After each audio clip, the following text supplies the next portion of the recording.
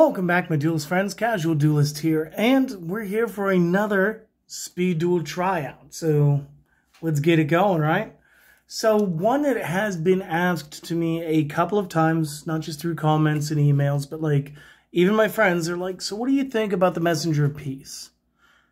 And I think we should talk about it. So I'm for it and I'm against it at the same time. And yet we may still see it come the streets of Battle City. And really, it just comes from it being like a really good stall card. So when you play stall decks, generalization, you basically want to play burn or an instant victory method. And just real quick, like we're probably almost guaranteed to get Exodia in some form or another come time for the Battle City secondary box. And it's because Seeker, this was his main monster, was he played 3 sets of Exodia. And that's how he wins Joey's Red Eyes. It's how he goes up against Yugi. He eventually loses to Yugi, which is fine. But again, if you guys want to see my thoughts on Exodia for Speed Duel, that video is already up. You can find it as part of my Speed Duel Tryouts playlist, or you can just go back to the channel and check it out. Either way, that's 100% fine. But this is like one of the big reasons why I'm like, you may not see it. So like, let's actually go over the Messenger of Peace, right? So it is a continuous spell card, which is fine. And monsters with 1500 or more attack cannot declare an attack. Once per turn during the standby phase, you pay 100 life points, or you destroy this card. So, a couple of things. First off, it's an optional pay, and some of the old optional pays did not stay optional pays. Like, I want to say Imperial Order. I want to say that started to drain you regardless. I wanted to say that was like more like an Arc Fiend effect afterward. But when we initially got that continuous trap card, it was like pay the 700 or 800 points or whatever.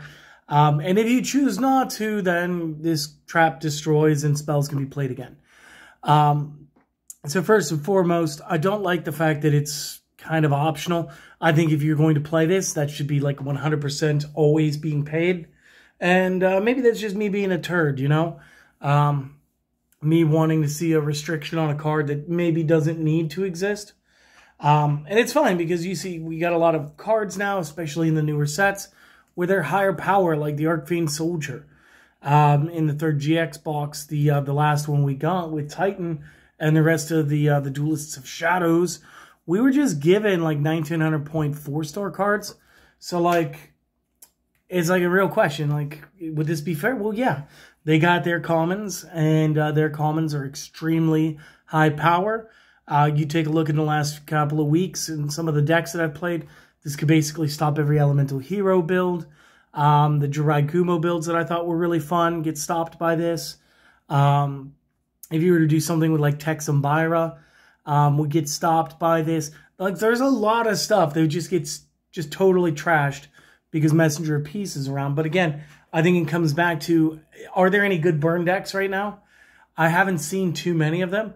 But if we were able to put this with Boganian on the field, with the Nightmare Wheel on the field, with things like Mask of the Accursed on the field, I think we start to see more and more of a trend of the cards getting better that are weaker, or the cards that just don't need me to interact as far as a battle phase.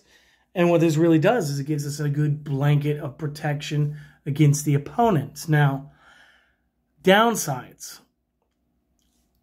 Like, it could be argued, like, once this is on the field, it's going to be on the field. But, like, no. Because we can destroy this thing very easily, very rapidly.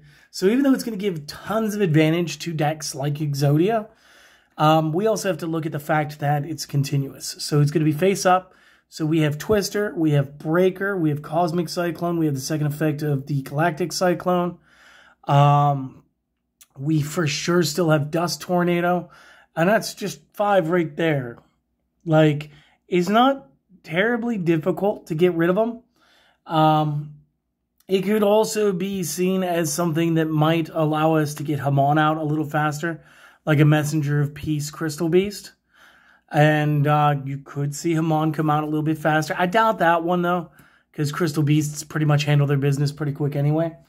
But you could see a lot of decks taking advantage of this, especially if we start seeing more monsters more and more that get direct attacks all the time.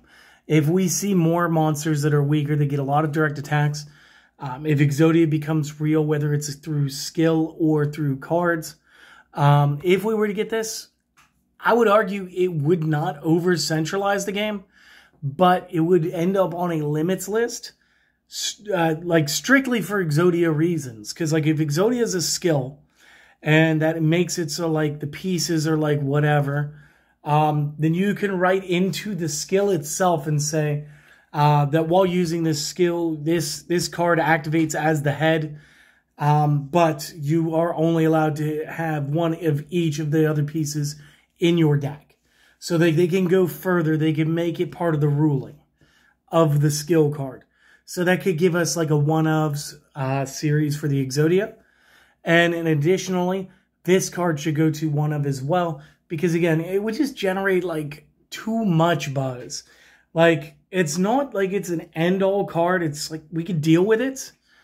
But I do think that if you allow it at 3, you will see Exodia decks start to become the main portion of the meta. Instead of part of the game, they will be the game. Which is kind of the argument about how ban lists work in the first place. Not to get too far off topic, but essentially what it is there for and what it's supposed to be for is it is supposed to help manage the game state in a way that allows more than 1, 2, 3, or even 4 decks to just utterly dominate the meta. And again, I don't see a new list coming out until A, the cards are like the list is fully announced, or B, like the next month after that release. So after that, you can see like we'll do like a whole bunch of decks again. We'll get like an extra 200 cards to the card pool. And it'll be easy to do like a bunch of like what if this does this type deck builds. But again, we could see this. I think it should go to 1 if we do.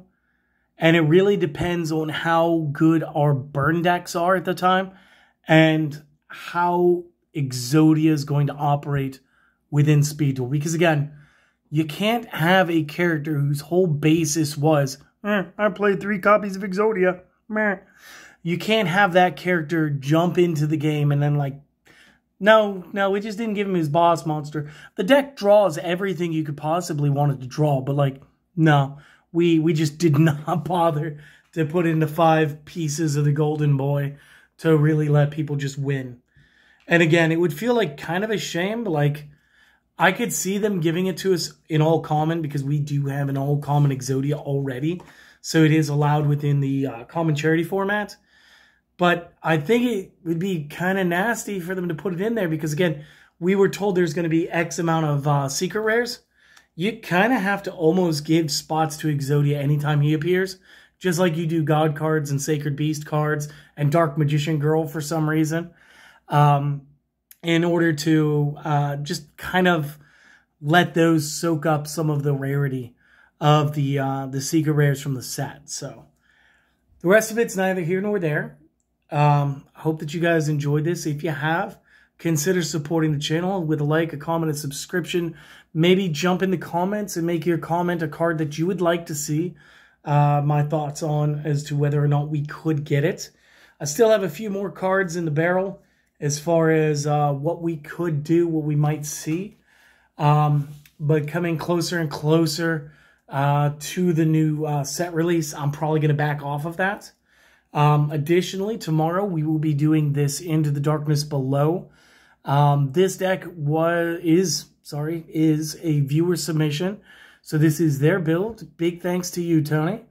Or Anthony. Sorry. I don't know if you go by Tony.